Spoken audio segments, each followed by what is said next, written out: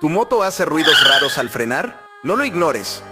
Puede ser más serio de lo que pensás. Uno de los errores más comunes es andar con las pastillas de freno gastadas. Esto no solo reduce la capacidad de frenado, también puede dañar el disco y encarecer la reparación. ¿Cómo saber si están gastadas? ¿Escuchás chillidos?